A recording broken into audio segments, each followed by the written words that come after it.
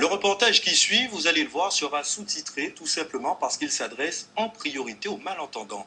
Depuis lundi, dans le centre commercial de Bémao se déroule la seconde édition de Art Pissour, une campagne de sensibilisation à cette maladie qu'est le sida envers l'ensemble de la population et plus particulièrement celle des déficients auditifs. Et cette année, les associations Entraide Guadeloupe et le CERAC ont innové en présentant une pièce de théâtre intitulée Sida sourd et jouée par des sourds. Reportage de Bruno Pensioville.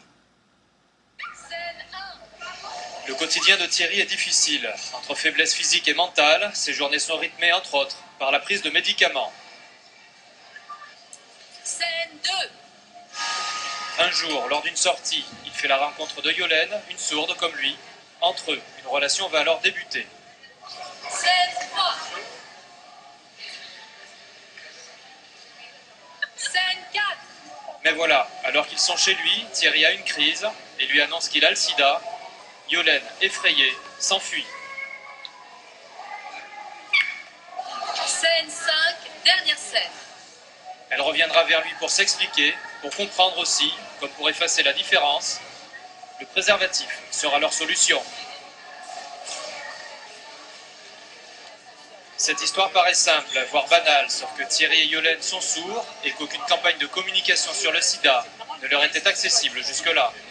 Nous avons travaillé, nous avons créé ce support de théâtre qui permet aujourd'hui aux sourds malentendants d'avoir une information sur la transmission du VIH. C'est vraiment une thématique très très forte. On a mis cette pièce de théâtre en place avec l'association Entraide Guadeloupe. Et l'idée pour nous, c'est vraiment de parler du VIH, mais à travers les problématiques du public sourd et malentendant.